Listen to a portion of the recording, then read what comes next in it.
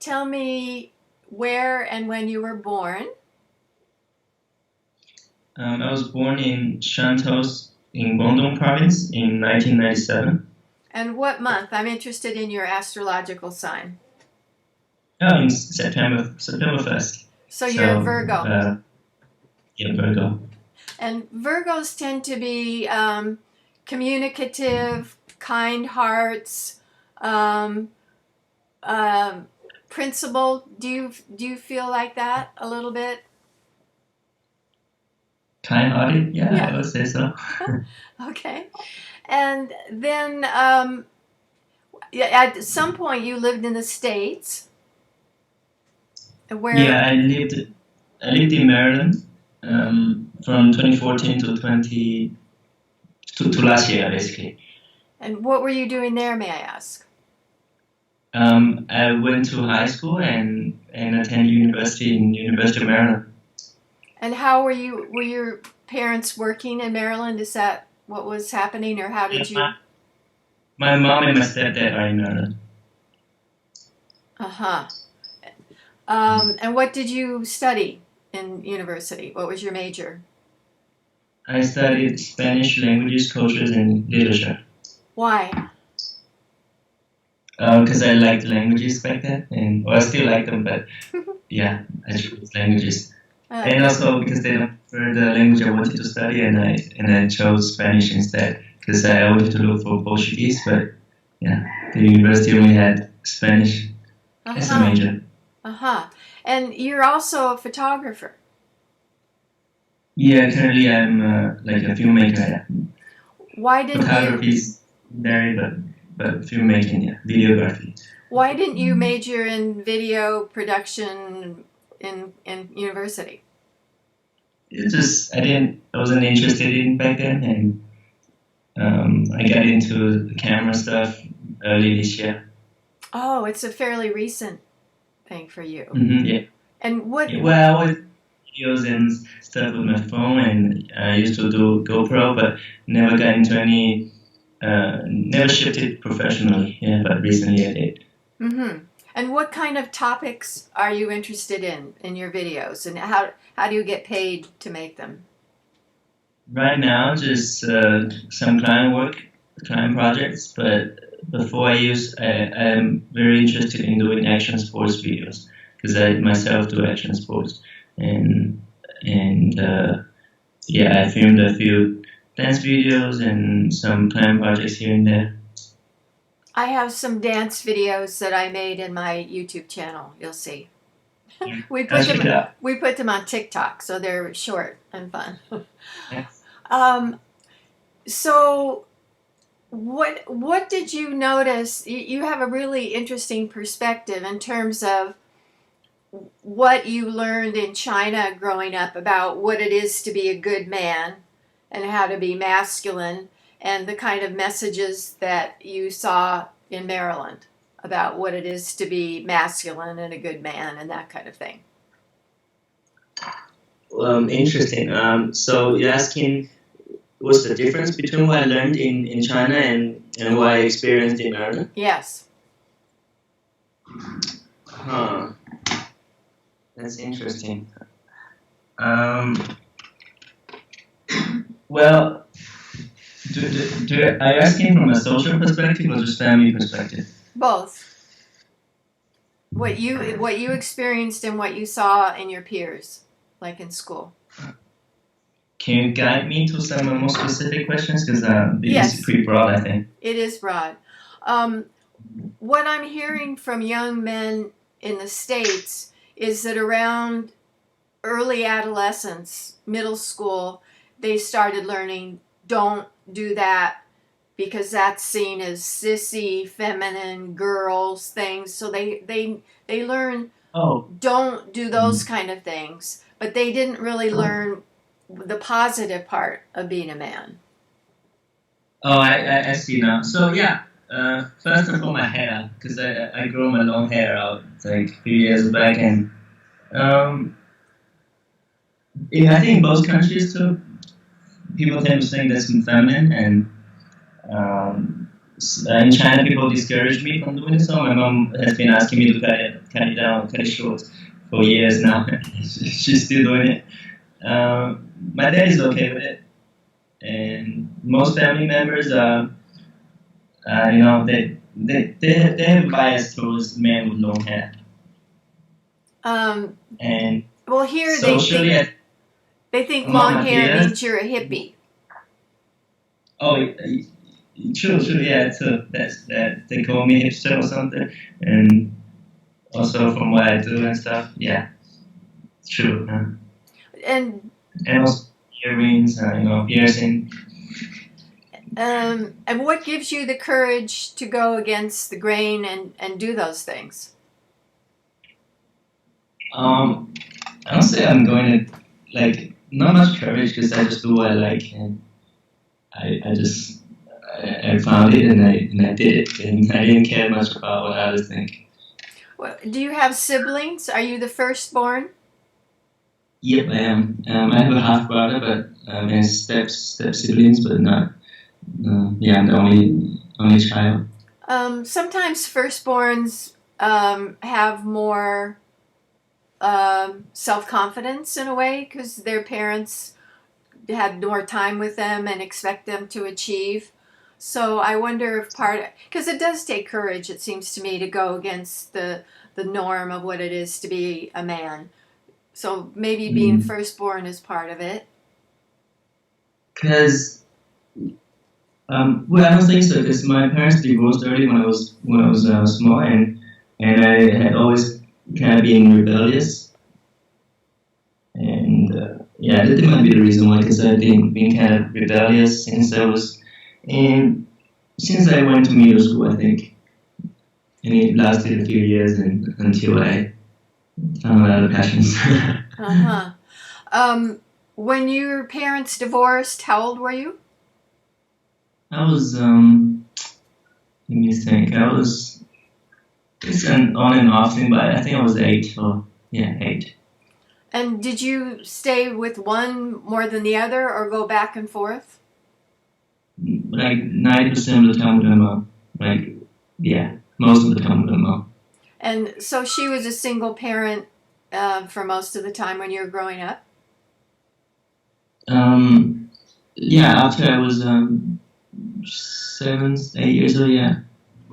So I wonder if that's another kind of influence, is not having a traditional male role model around a lot. It gives you more freedom to express yourself. Could be, yeah. I would say so. What other ways did your rebelliousness play out? Like what normal or like the general mischief kids do, I think. Smoking, drinking, get into fights, and play video games, stay out late, and something like that. And that started when you were like 12, 13? Yeah, middle school age. Like 12-ish, 11, 12, 13, 14. Yeah, until I was 15, I think. And I changed it when I was like 16, 15, 16-ish. Because you changed, you got interested in what? Studying. Yeah. I was working back then after middle school, and I started to pick up books, like to read books, and the habit just lasted through my high school years and college. What I notice about high school years in the U.S. is they're the most segregated by cliques, like the punk rockers, the athletes who are called the jocks, the preppies who are college bound and good girls, bad girls kind of thing. I don't know. What is there that kind of clique segregation in Chinese high schools, as far as you know? And did you notice that in Maryland?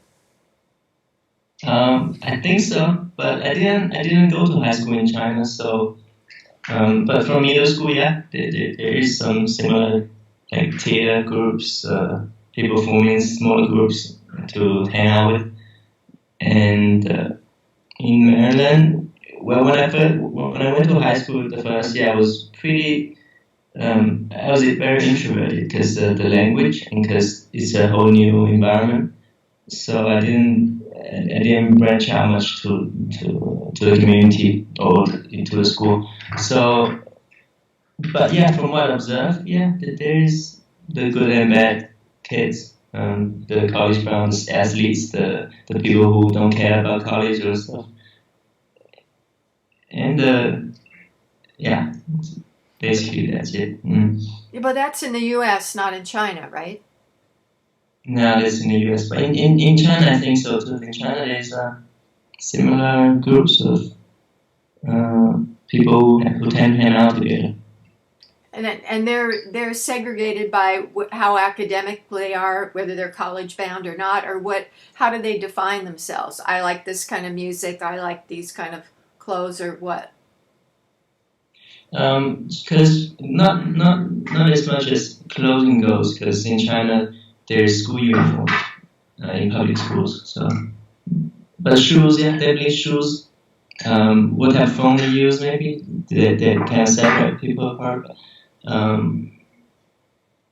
Yeah, because the entire uniform is like less completable, but mostly they can like compare based on what shoes they wear, and also some people are good at good at sports, basketball, or running and stuff, and soccer. Yeah, I think so. What kind of messages did you get from your stepfather about what it is to be a man?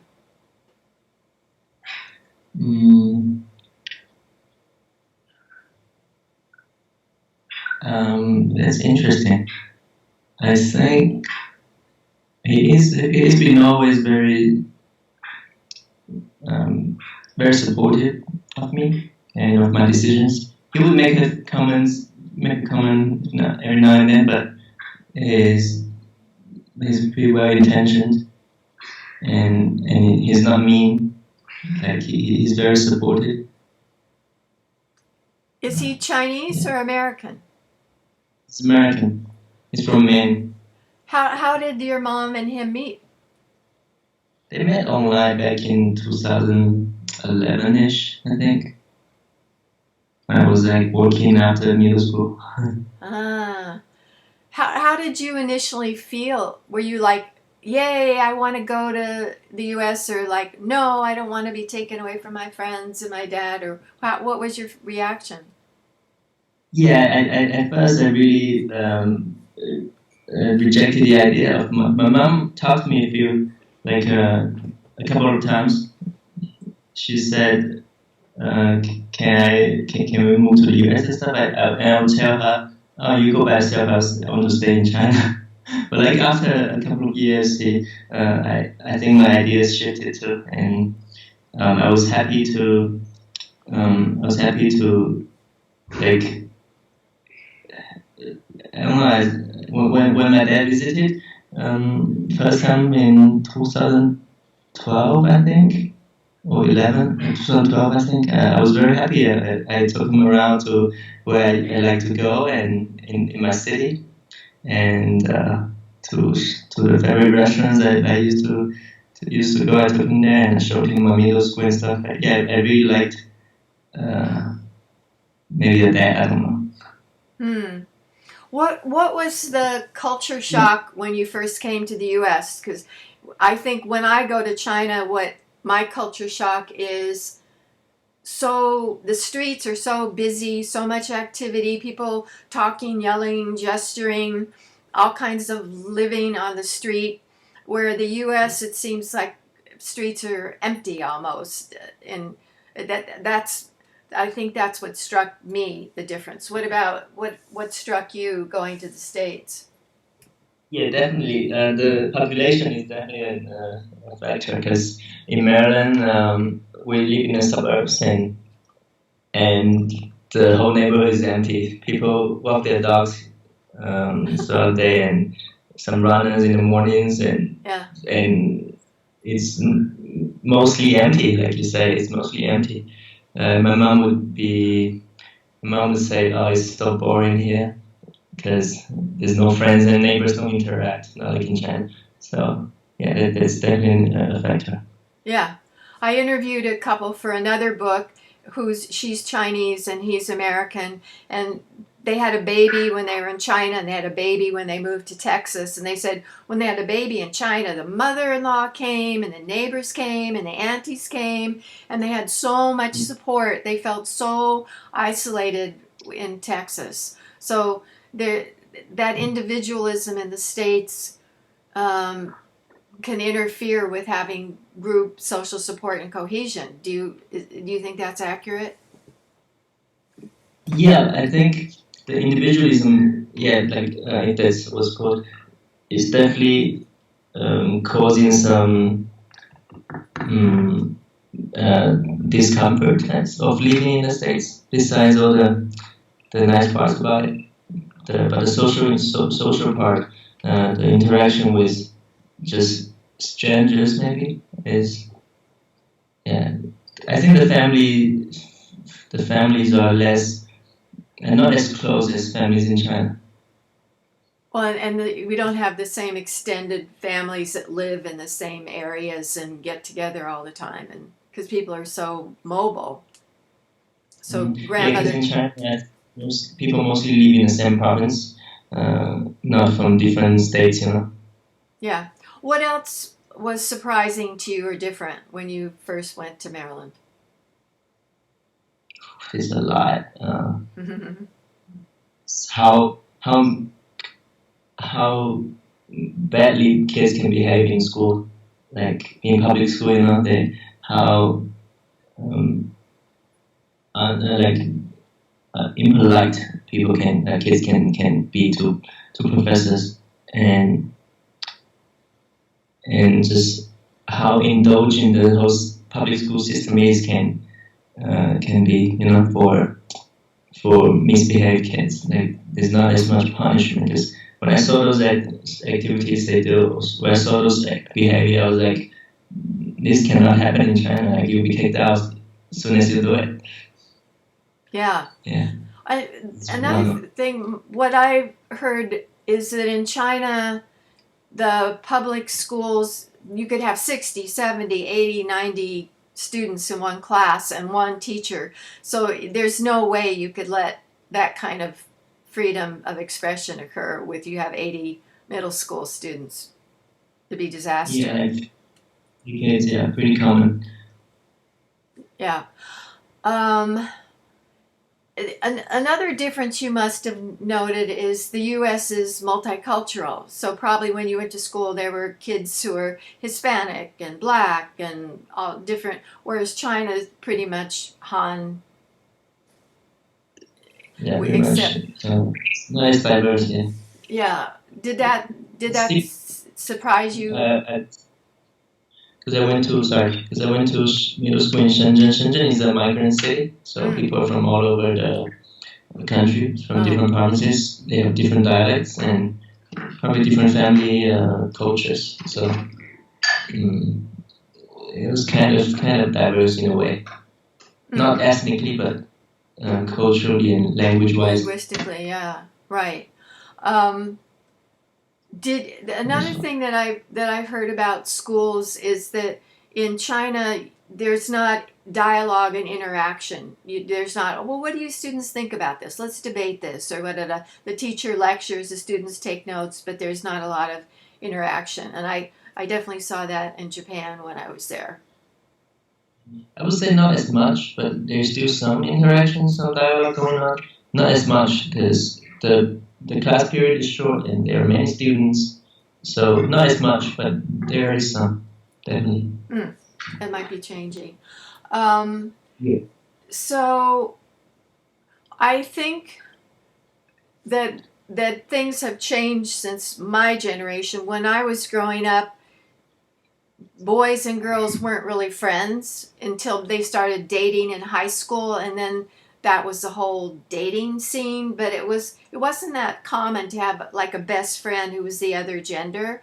Whereas now with my grandson who's 10, he has best friend girls, and no one thinks girls are untouchable or something. So do you find that's a change, that's happened, that the genders are more comfortable with each other as friends?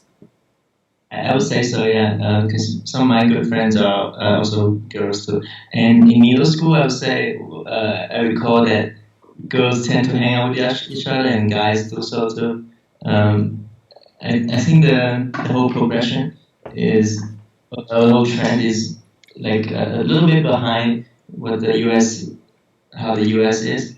But definitely it's changing. Yeah, genders are less defined. I think less defined. People make.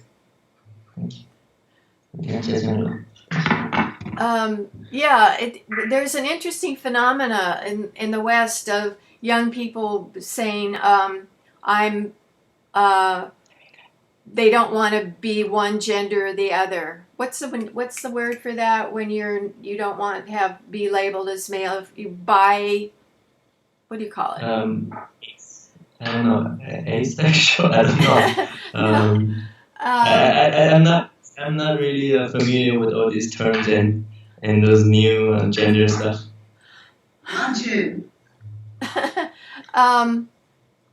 Non-binary. Non-binary.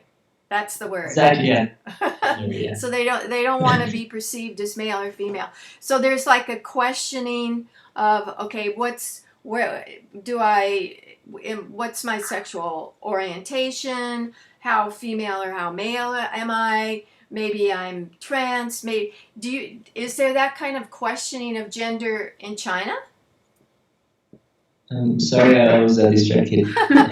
I said in the West, there's among adolescents, there's a questioning about gender. I don't want to say that I'm just male or just female or heterosexual. Or there's a lot of questioning about gender roles. No, I think the whole LGBTQ.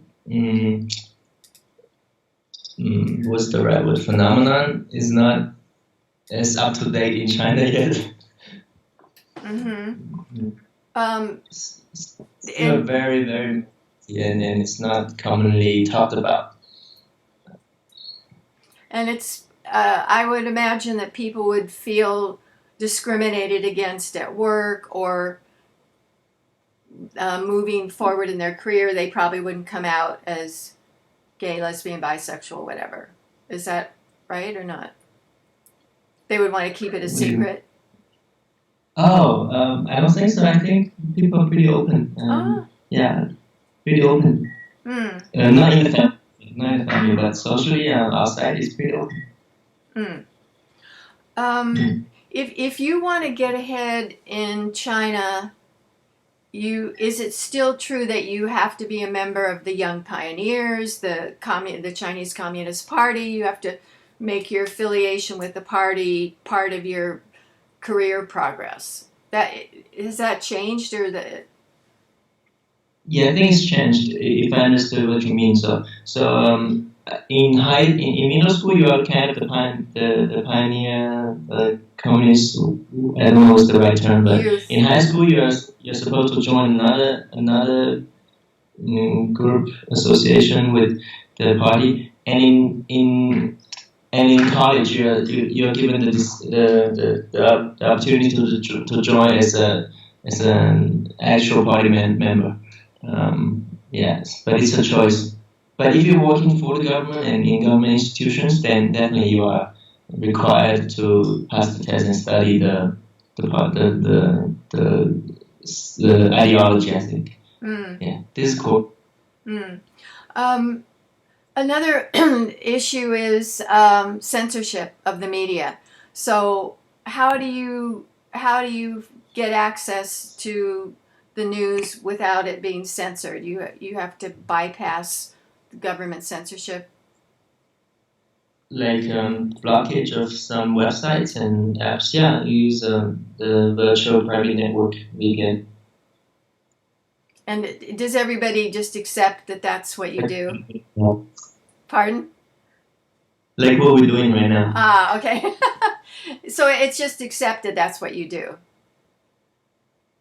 No, it's technically illegal, but a lot of people using it, and even scholars and companies need this. So it can never be truly illegal, I think. Mm, mm. So I wonder if you hear news about like what's going on in Hong Kong or Taiwan or whatever, like the movement for democracy there. The press, does it cover it? Well, the press covered it, yeah, mostly negatively. Yeah. The men and the whole online public discussion would lean towards what the party wants, and I don't know if it's manipulated or pre-planned, but it's how it is. Yeah, it is. When you graduated from Maryland, did you have the opportunity to stay in the States? I mean, did you debate, should I stay or should I go back to China? Or what was your thinking about that? Well, yeah, well, COVID kind of messed up my plans, so I just I stayed there the entire summer, and in the fall I decided to come back to China for a while, and I came back in November. Mm. Oh, so yeah. Oh, Yeah, my cat. How long had it been since you'd been back to China? I came back in November, so it's been like But before that, how eight, long had you been gone? Before you, before. yeah, before you came back last November, how long had you been away? I came back to China twice before this, in 2015 and in 2018 summer. And did you see, like, when you having the perspective of being away for years, did you see any changes that surprised you when you came back to China? There's always a lot, always.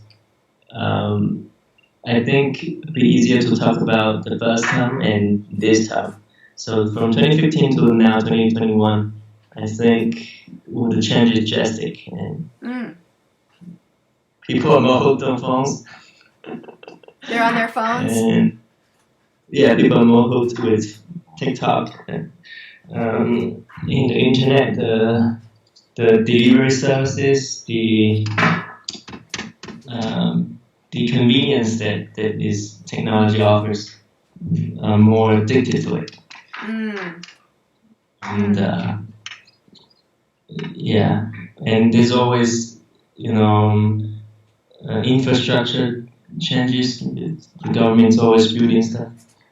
And I don't live in the same city, so the city itself has a lot of changes, of course, more metro lines, and yeah, I don't know what specifically you're asking. I was just curious what you noticed in terms of changes, and you're saying more reliance on technology and devices and that kind of thing. What kind of images do you think Chinese advertising, soap operas, dramas, TV, what's the image of what it is to be a good man? Is it like he's strong, silent type, like the John Wayne in American movies, or how do TV portray this is a really cool man? Interesting. I think the image is divided. There's I'm not totally qualified to talk about this, but because I don't really follow soap operas, I don't really watch TV or shows. But from what I observe from like my social media posts from friends and stuff, I think there is this group that lean towards the Korean, Japanese type of male beauty. It's the good looking but not really the athletic bodybuilder type. Not a hero type, but a cool looking, cute, smooth skinned, like dancers or singers. Like the K-pop kind of guys. Yeah, true. And there's the hero type, that's shown in movies, something like that. Is the hero usually in historic dramas, where he's like a sword fighting kind of guy, or do they have any contemporary strong guy heroes? I think it's contemporary mostly. Patriotic. Fights for the motherland kind of thing? That type, yeah. So did they go back to like the party's takeover of China and how people liberated China from that kind of thing? Recent movies, definitely the recent movies that the patriotic movies, the I would say the propagandistic movies, yeah. What do you find in terms of the dating scenes of people in their 20s? Do people date, or do they rely on social media and hook up there, or how do people who are unmarried socialize?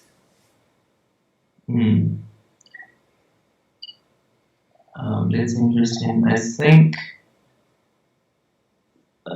people date in person, but a lot of the first meetups maybe happen online or through the internet, through apps, yeah, or social media. And I think you have a significant other, right? Who lives in another city.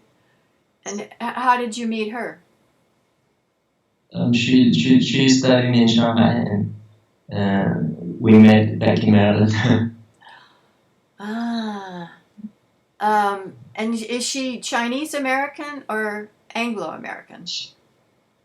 She's African American, I say. So she's really really global. So she lives in Maryland. She's studying in Shanghai. She has a Chinese boyfriend. That's fabulous. Why did she decide? Did she decide to study in Shanghai because of you? No, she always wanted to come to China long term. She visited 3 times. She went to Nanjing and other places before this time doing college in Shanghai. So she has always wanted to come back and revisit and work. And does she speak Mandarin fluently? Pretty much, yeah. Pretty wow, well. That's impressive. And how far apart are you in where you live and where she lives? Whoa, pretty far. I would say it's like Texas to Maryland. Oh wow, that is far. So how do you maintain a long distance relationship? Yeah, it's a long distance. It's pretty tough. We ran into a lot of trouble and we argued. Last year when she first got here was hard, and because it's a total change of lifestyle and for us, and basically we've been visiting each other every 4 or 5 weeks the past half year, since last year when she came, or when I came. And pretty tough. Yeah, what are you thinking about how to resolve that? Like how to get together if that's what you want to do? I really don't like Shanghai, so our solution is to hold on and wait until she finishes college. And then what? And then we might stay in China, because her family is still in the U.S., in Maryland too, and we might just go visit both ways every year, something like that. Oh, you like live 6 months in China and 6 months in the States? Maybe not that. But yeah, we don't know yet because it's still 3 years down the road. Yeah. And what is she majoring in university? She studies interactive media arts, so some technology media stuff. If in the far future, does it appeal to you to be a father? She really likes kids. I like kids too, but I'm not really thinking about having my own at the moment. But she really wants kids in her 20s. So how would you? Most precisely like next few years. It's funny. Oh, really? How will you resolve that?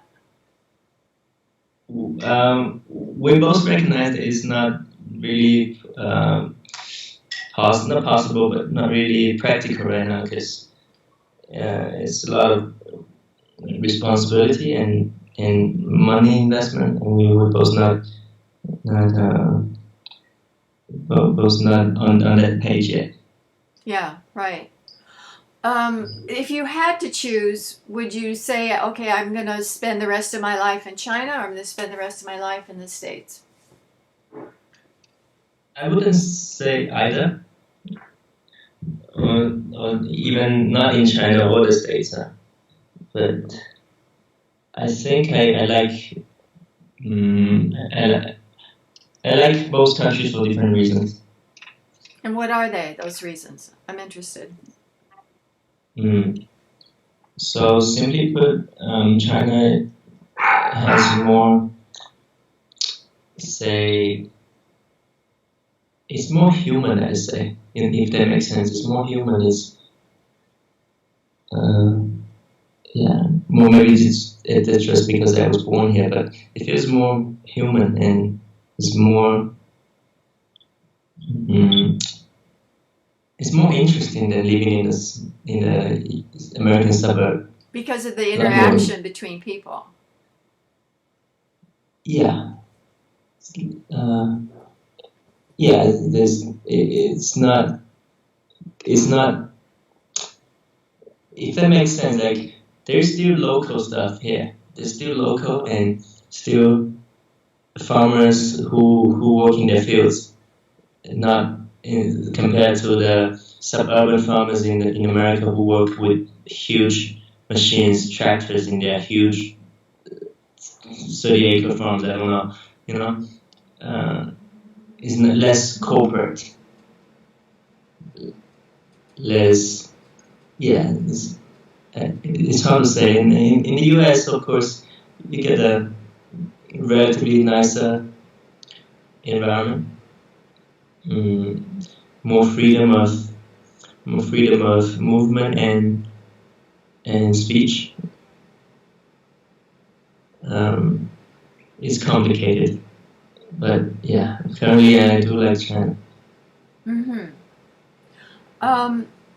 In the U.S., the feminist movement of the 60s and 70s kind of led to a men's movement where they said, hey, wait, you're talking about all the ways that women are disadvantaged, but men die younger than women. They have more health habits, more health problems. They commit suicide more. They aren't allowed to express their feelings except in anger. So there's different branches of the men's movement. And I wondered if there's any that kind of questioning men's roles or the hazards of men's roles in China. I'm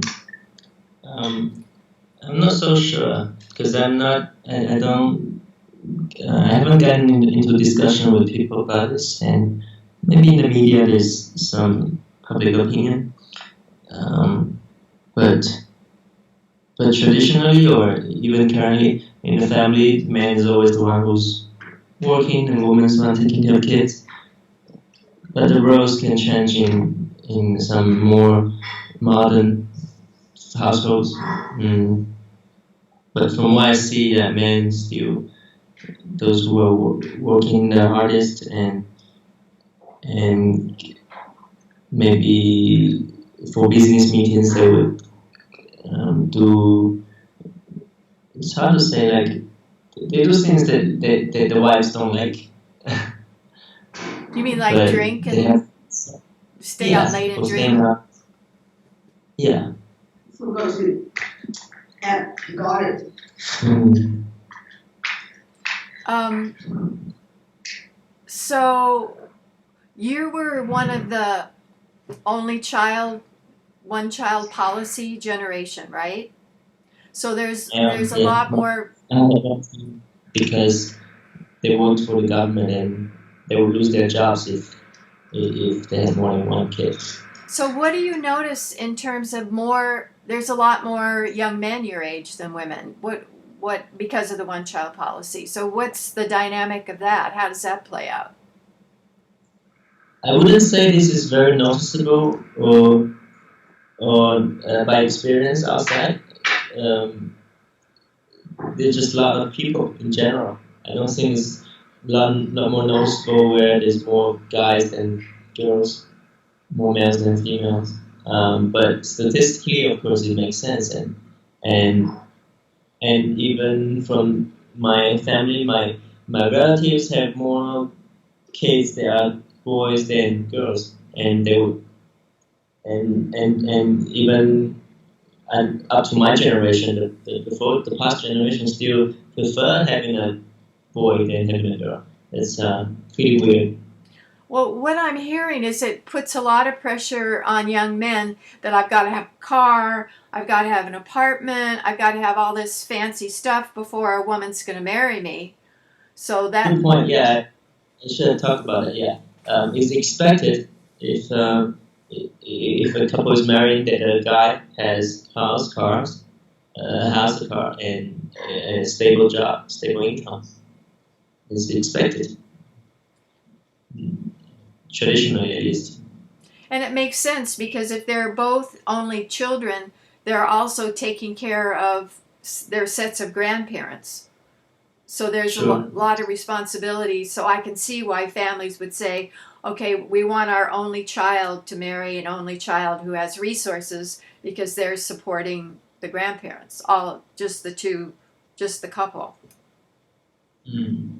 Do you hear men Yeah. talking about that and saying that's not fair, that I have to be the success objects to get the sex objects?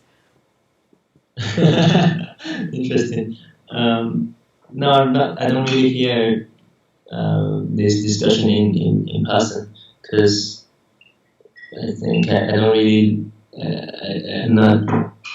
I haven't been living in here, and my social circle is not is Conventional. not in that discussion. Yeah, it's not that traditional, I think.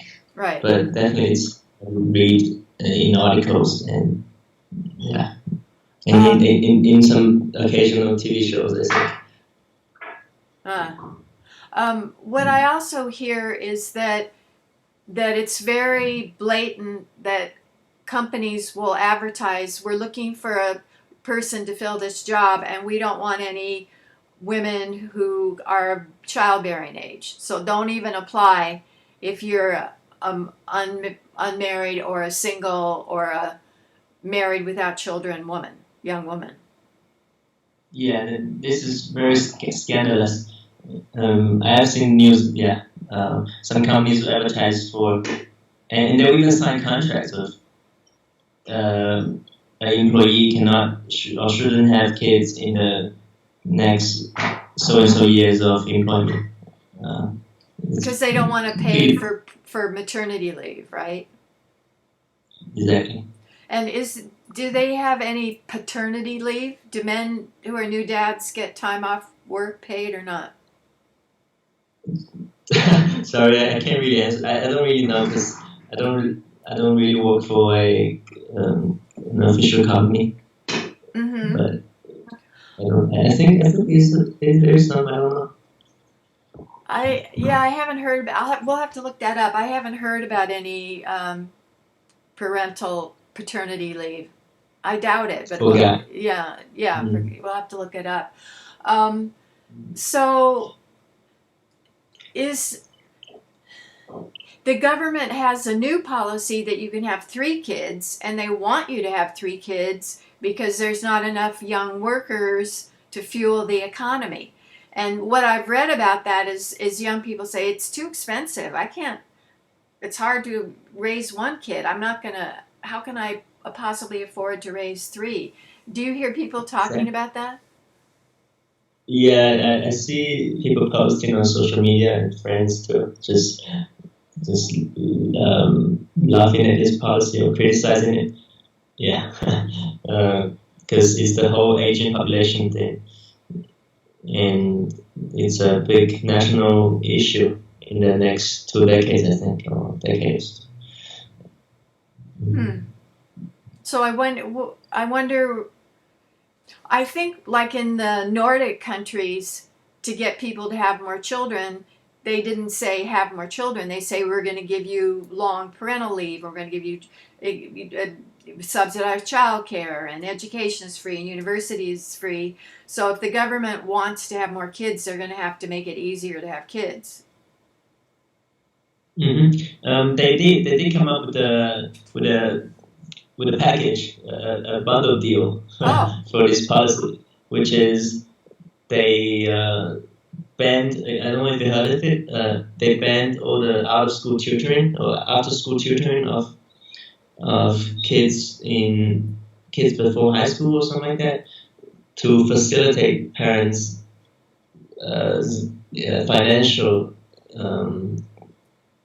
concerns. I think because I think getting into Chinese public schools is pretty hard, and there's a lot of competition. So in order to send my kid into the public school, they have to educate them like insanely difficult for the children, and in order to win the competition to get into the high school, and now the government kind of discouraged it. So that would make it easier for parents to. Well, supposedly it would make it easier for parents to raise a child, but the thing is, the rich kids would still find a way to compete with those who cannot afford private tutors. Oh, are you saying that the government outlawed private tutoring after school? Yep, they outlawed tutoring school. I hadn't heard that. That's interesting. Yeah, look at Yeah. Tutor sector banned in China.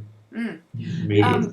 But is it still the Geico is everything, the college entrance exam that takes 3 days, and if you don't do well on that, you don't get into a good university, and people commit suicide, and they're depressed and anxious and stressed, and is it still? It's still in place. And you didn't have to take it because you were in the States. Sure. I was lucky. Yeah, you were really lucky.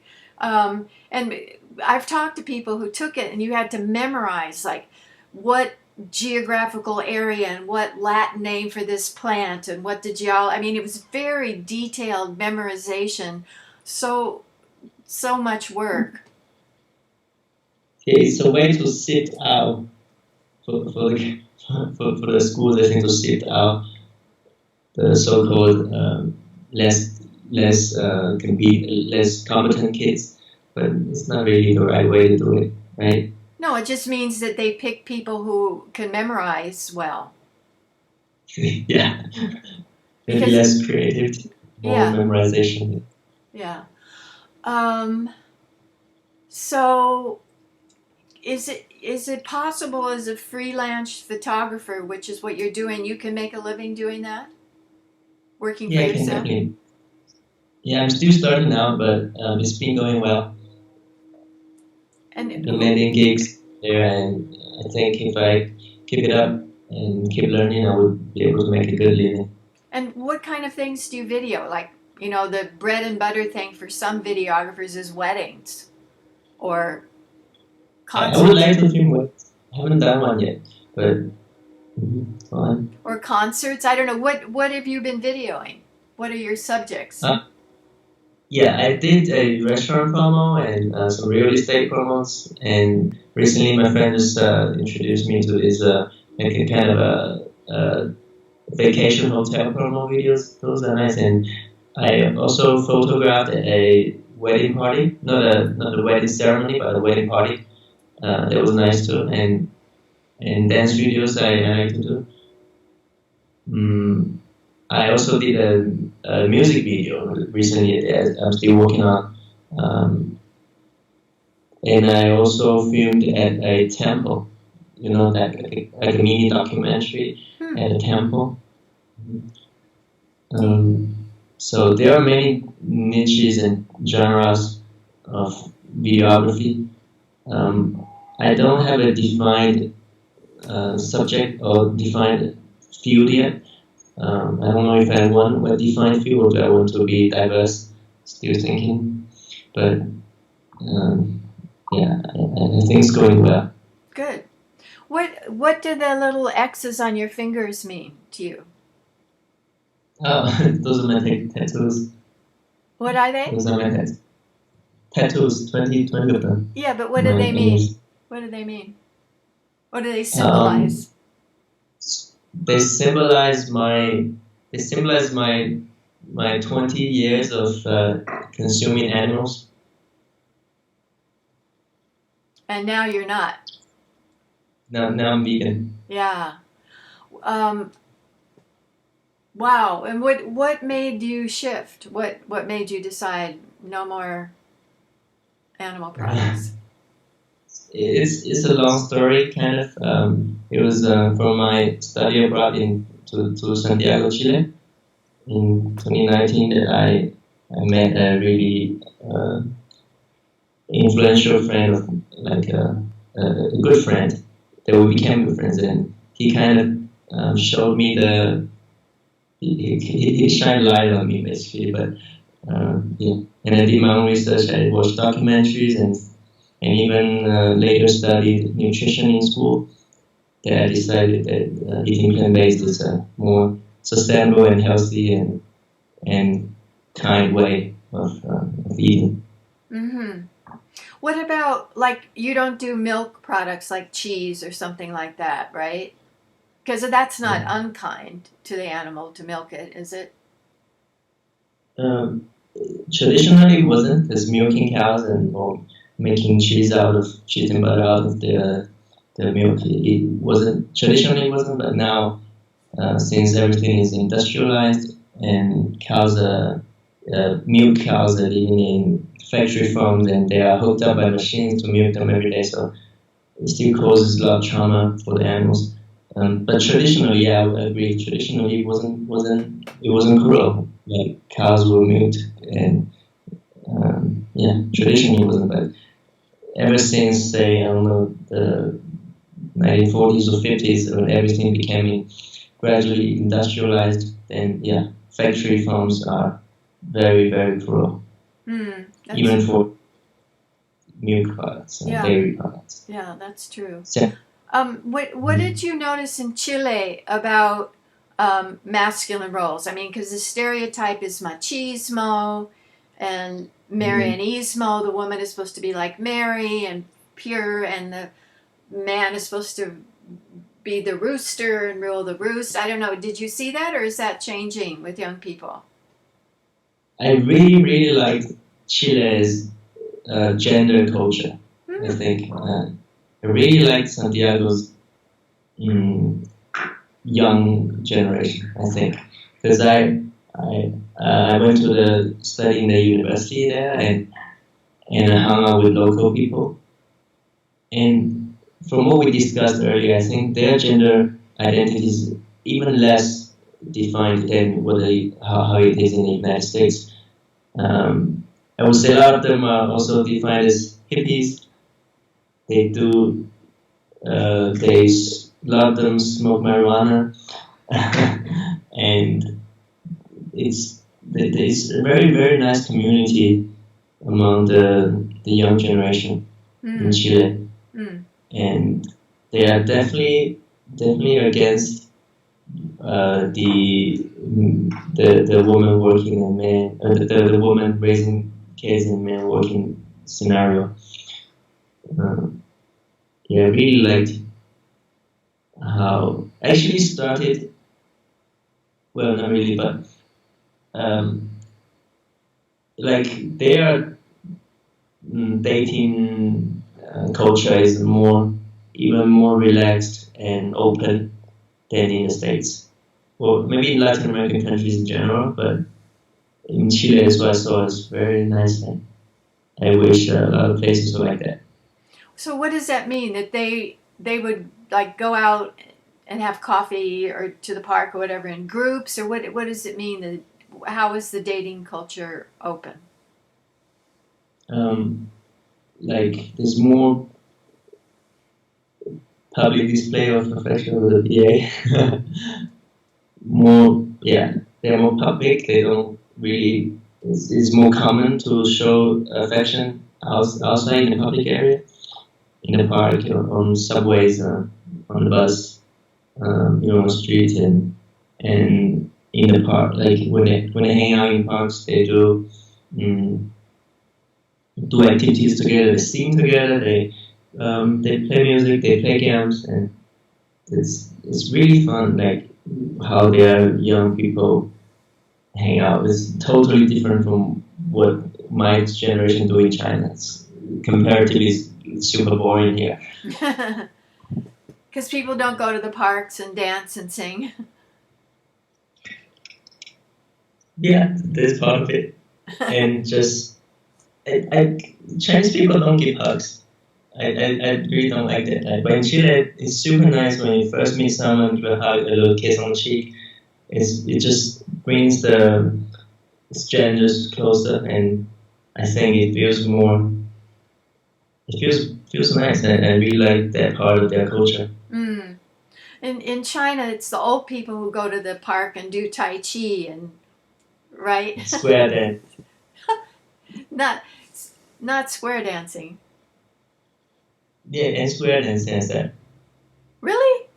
Because it's square dance like put your arm in your partner's arm and twirl the partner, that kind of square dance? Not the couple square dance, but the line cardio dance. types. Line dance.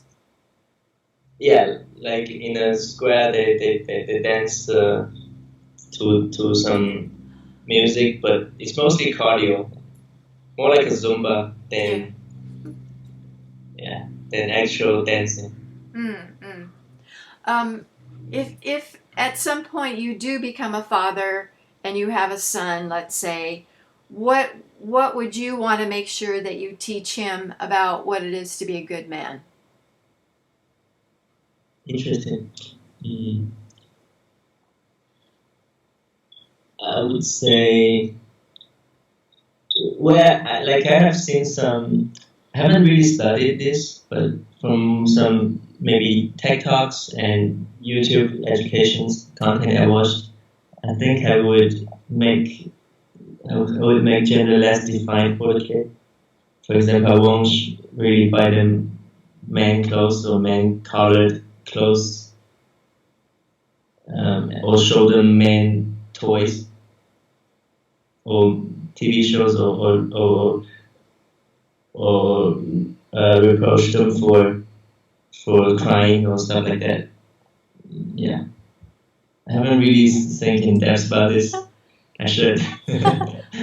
Did you hear when you were growing up, big boys don't cry? Exactly. Yeah. Always. Always. Even nowadays when I see people who teach their kids, relatives teach kids in the family, I still see this. They still say boys don't cry like a girl, stuff like that. I really hate it. But for closer relatives like my aunt, I would tell them you shouldn't do this. But they really haven't been. I don't think they have been thinking about this. What else do they say to boys? Don't be like girls. Don't cry. What else do you hear them say to boys to guide them?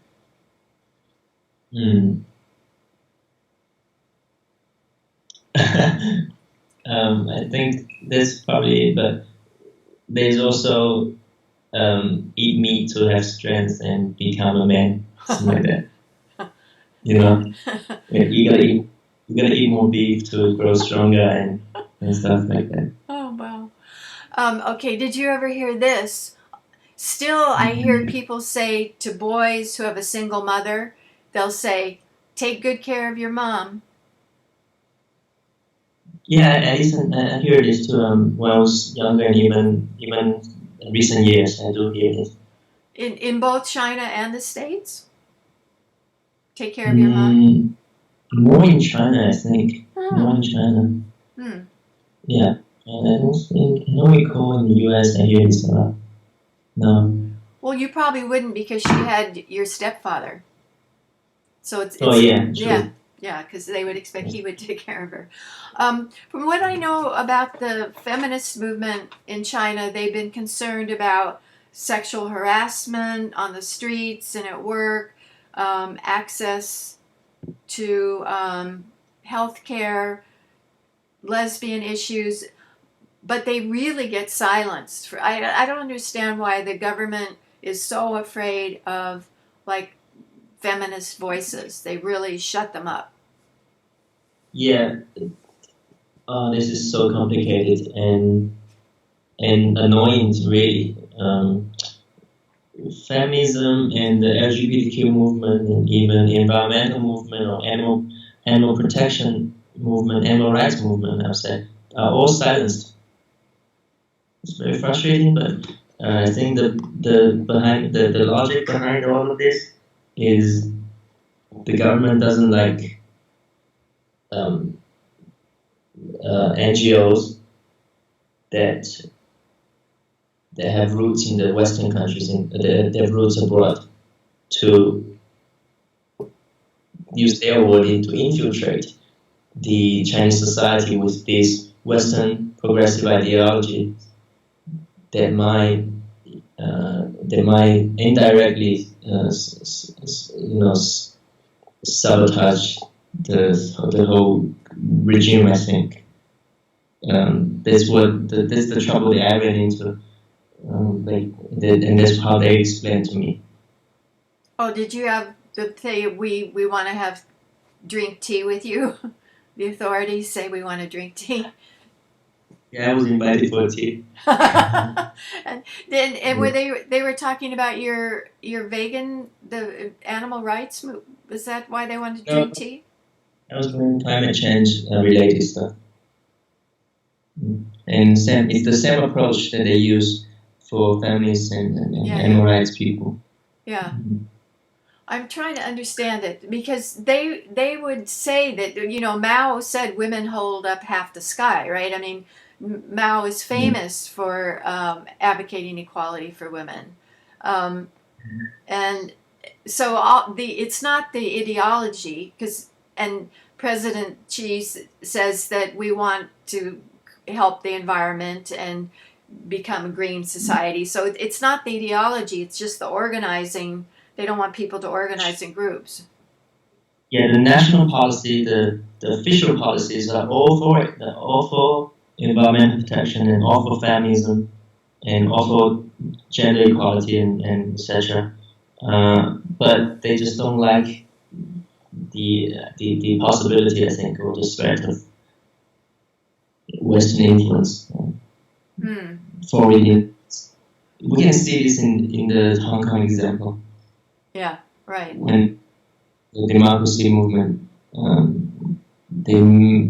it's hard to talk about, but I think mainly because the whole thing was heavily influenced by Western organizations,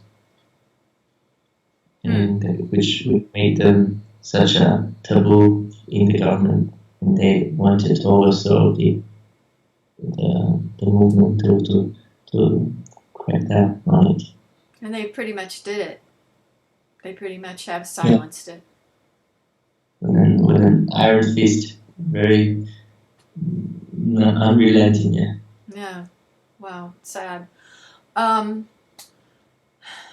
So how much do you feel like you're scrutinized? I mean, do they, because of your activism, do they look at your social media, or how do they keep track of you?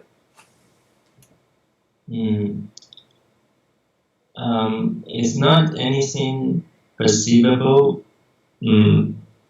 openly. I don't get any messages. I don't get any threats or calls or anything like that. But it's for sure that the activities are monitored. Maybe not actively by a person, but maybe in the background by all the data centers and the background tracking stuff online that's going on digitally. Definitely, yeah, it's definitely going on. It's been countless examples online. You can see, and yeah, we also experienced it ourselves. So, how does one be a climate activist or an animal rights activist in the face of that kind of scrutiny? I mean, how can one make have a voice and not go to jail? It's a question that a lot of people want to find out. Wanna Yeah.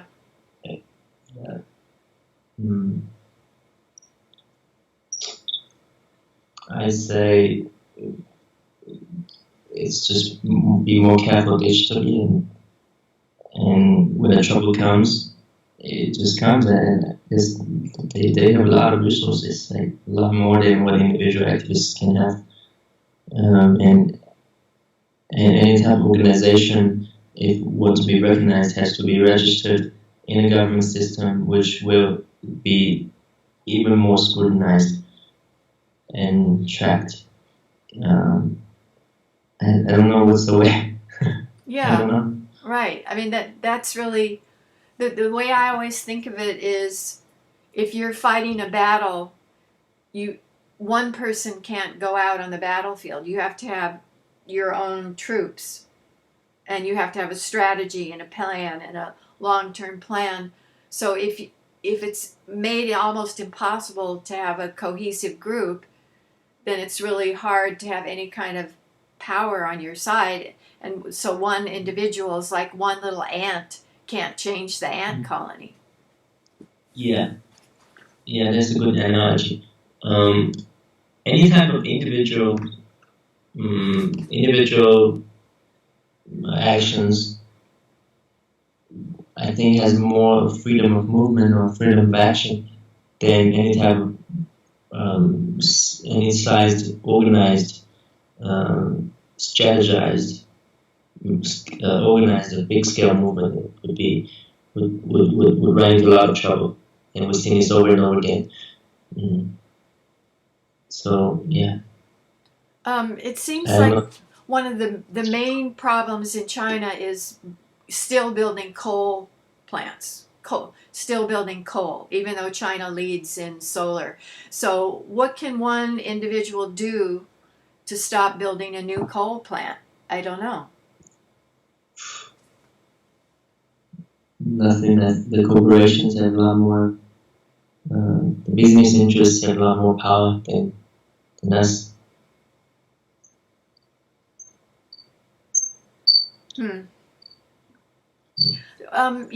Your generation has been accused by older Chinese of being really nationalistic, materialistic, not concerned with these kind of social causes, want to get their apartment and their car and their brand name clothes. Do you think that's a fair criticism or an unfair criticism?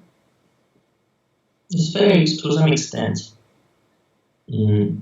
I would criticize them for being pretty mindless in their consumption and brainwashed by advertising commercials on TV. It's a worldwide phenomenon that people have becoming less. They're less likely to think critically, and yeah, I see my generation.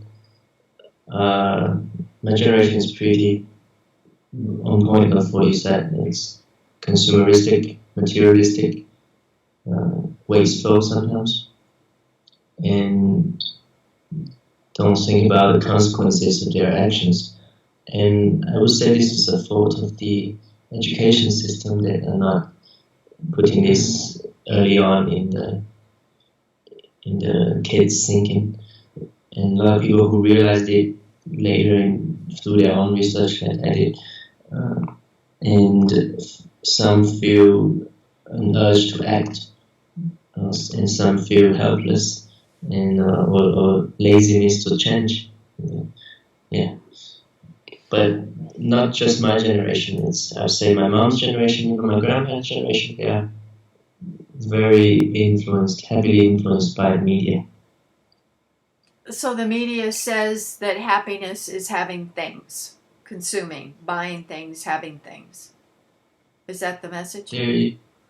There's two facades of the media influence, of the public opinion, of the propaganda. One is the commercial, capitalist,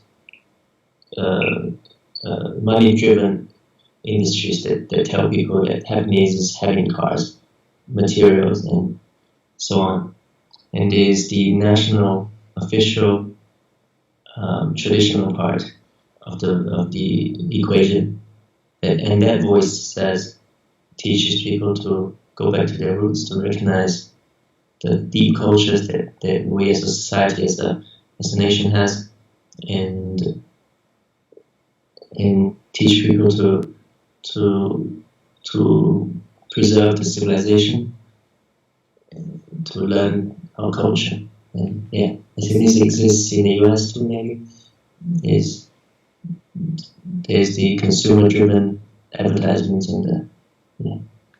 But in China, culture means Confucianism, Buddhism, Taoism, respect for the order of things. I mean, how that's kind teachings of the ancient philosophers. Yeah, those are the valuable part of the. I call them the good propaganda, but the pretty much ignored propaganda. Yeah, which says there needs to be balance in the universe and respect for people like elders and that kind of thing. Yeah, but I think what the equivalent in the U.S. is probably Judeo-Christian tradition. Yeah. And so the leaders say that they're Christians, but they don't care about the poor, and they don't care about turning the other cheek, or they don't really do what Jesus said to do. Sure. Yeah. And that exists among Buddhists here in China too. They practice Buddhism, but not to the extent, not to the actual teachings of the Buddha. Right. So they go to the temple and make an offering and then go do something immoral. Yeah, I know what you mean. Is there anything else that you would like to comment on in terms of how we raise boys and girls, or what it is to be a good man, or differences in the cultures that you've had the good fortune to experience? I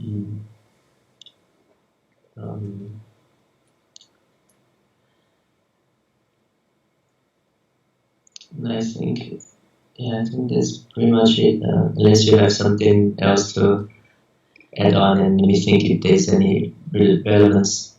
I probably will, but thank you.